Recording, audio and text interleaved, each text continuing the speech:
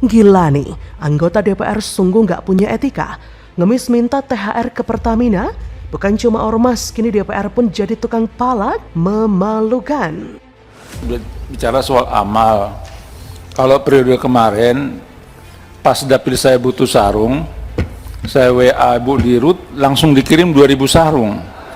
Sekarang satu sarung pun udah nggak bisa, katanya harus ke Pak Erik semua gitu. Nah, ini ada udah peringatan secara lisan kepada beliau karena pernyataan tersebut bisa mengarah kepada pelanggaran kode etik anggota DPR RI, khususnya pasal 4 saya bacakan ya. Anggota DPR harus bersikap profesional dalam melakukan hubungan dengan mitra kerja. Ini sarungnya minta gimana sih? Ah udah, gua nggak mau jawab, gomelin aja. Gomelin aja udah. Gue minta sarung. Sarung buat apa sih? Sarung minta sama gua aja, bilang. Ntar gua kasih sarung. Berapa minta dia? Ntar gua kasih 2000 sarung aja udah. Dengan model kelakuan yang kayak begini gitu, yang seperti sudah tidak punya rambu-rambu lagi, mana wilayah yang boleh, wilayah yang etik, wilayah yang secara moral bisa dipertanggungjawabkan dan seterusnya itu gitu. Sudah biasa, sudah terang-terangan. Artinya ada ya soal ada pembiaran, Bung Ray. Ya karena pertama menurut saya ada 3 persoalan ya. Pertama, cara mereka memahami demokrasi yang sangat minimalis ya. Elit Partai Gerindra begitu geram dengan ulah anggotanya yang meminta sarung ke Pertamina selaku mitra DPR.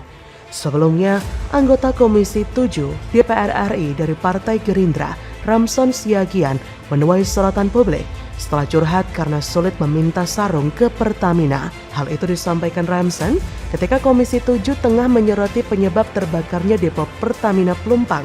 Sementara itu, Ketua Harian DPP Gerindra, Sufmi Dasko Ahmad mengaku geram dan tak menyangka dengan ulah kadernya itu. Wakil Ketua DPR RI itu pun menganjurkan Ramson meminta sarung langsung kepada dirinya. Hal ini berawal dari rapat kerja Komisi 7 DPR dan Dirut Pertamina, Nike Widiawati, Selasa 4 April. Rapat ini membahas mengenai penyebab kebakaran di sejumlah kilang perseroan. Namun, di tengah rapat anggota Dewan menyinggung soal sedekah. Anggota Komisi 7 DPR Ramson Siagian curhat kini kesulitan mendapatkan sedekah sarung dari perusahaan migas negara itu lantaran harus mendapat persetujuan Menteri BUMN Erick Thohir. Politisi Gerindra ini menyebut saat ini semua sedekah ataupun bantuan dari Pertamina harus melewati Erick. Hal ini ia nilai menjadikan sedekah Pertamina berkurang dan memicu banyak masalah di perusahaan tersebut. Salah satunya adalah kebakaran kilang. Sebetulnya bukan hanya Ramson yang menuai sorotan. Anggota DPR dari Partai Demokrat Muhammad Nasir juga menilai penyebab kebakaran kilang Pertamina beruntun karena kurang bersedekah. Di sisi lain, pengamat BUMN dari Universitas Indonesia, Toto Pranoto menilai praktik CSR yang disalahgunakan bukan perkara baru. Hal ini dinilai sudah menjadi rahasia umum yang kerap dimanfaatkan anggota Dewan. Sungguh memalukan memang. Tukang palak menjelang Hari Raya Idul Fitri bukan cuma ormas, tapi sudah merambah ke wakil rakyat. Belak-belakannya anggota Dewan meminta sedekah untuk dapil kepada Nike tidaklah pantas. Apalagi itu di forum umum, sehingga etika para wakil rakyat tersebut pun patut dipertanyakan. Terlebih karena sedekah yang diminta menggunakan dana BUMN yang berkedok CSR dan diberikan kepada masyarakat atas nama Dewan bersangkutan. Tentu ini sangat tidak etis dan tidak layak. Dana BUMN digunakan untuk berbelanja sesuatu yang kemudian dipakai oleh politisi busuk untuk pencitraan. Sangat tidak elok dan tidak terpuji. Menurut saya, setiap perusahaan terutama BUMN memang wajib memiliki dana CSR atau bantuan kepada masyarakat.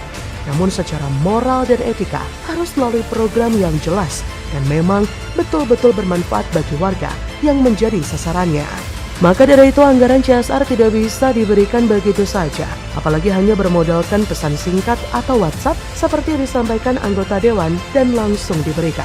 Enak aja. Selain itu, CSR BUMN bisa saja diperlukan masyarakat yang tidak berkaitan dengan daerah pemilihan anggota Dewan.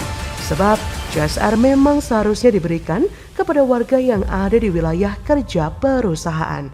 Karena itulah kurang elok dan kurang pantas anggota DPR menggunakan dana dari BUMN untuk urusan politik sehari-hari. Analis senior Indonesia Strategic and Economic Action Institution, Roni Pesasmita pun menghimbau agar pemerintah serta BPK bisa mengawasi dan memastikan bahwa dana CSR yang digelontorkan perusahaan milik negara tersebut betul-betul melalui program yang jelas. Para oknum Dewan Kopla yang seperti ini tidak memiliki rasa empati pada masyarakat. Mereka duduk di kursi legislatif tidak untuk menyambung lidah masyarakat. Mereka yang seperti itu hanya mementingkan perut mereka sendiri. Mereka mengemis, memalak, macam ormas yang menjijikkan. Jadi, bagaimana menurut Anda?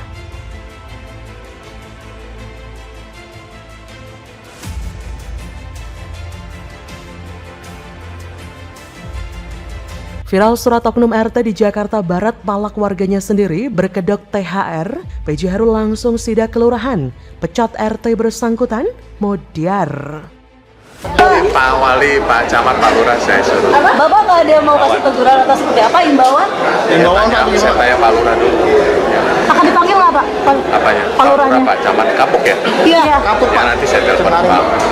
Awal dulu di Makassar juga masih serahkan dulu.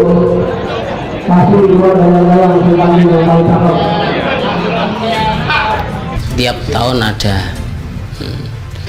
Cuman kalau untuk sebesarnya berapa sih dia nggak minta, nggak ngomong, jumlahnya itu nggak ngomong, cuman kita antar isi mungkin 100-200 seikhlasnya lah. Penjabat Gubernur DKI Jakarta Heru Budi Hartono turun tangan menghubungi Lurah Kapuk terkait viralnya surat permintaan tunjangan hari raya atau THR pengurus RT 9 RW 16 Kelurahan Kapuk Cengkareng, Jakarta Barat. Selain itu, Heru juga akan meminta lurah, camat hingga wali kota Jakarta Barat untuk mencari tahu kebenaran soal edaran permintaan THR itu. Surat yang dibuat pada 30 Maret 2023 itu viral di akun Twitter @txtdrjkt. Surat tersebut diperuntukkan bagi seluruh warga RT 009 dan RW 016 dan ditandatangani oleh Ketua RT, Sekretaris, Bendahara RT, Ketua Mushola Al-Jihad hingga PKK dan Dawis. Berikut isi surat edaran yang beredar. Sehubungan dengan akan datangnya Hari Raya Idul Fitri 1444 Hijriah atau 2023 Masehi yang jatuh pada 21-22 April, kami menghimbau kepada warga RT 9 RW 16 Kelurahan Kapuk memberikan tunjangan Hari Raya Idul Fitri 1444 Hijriah. Adapun jumlah THR yang diminta dimulai dari 60.000 untuk rumah tinggal, 150.000 untuk warung, 200.000 untuk kontrakan, hingga 300.000 untuk home industry.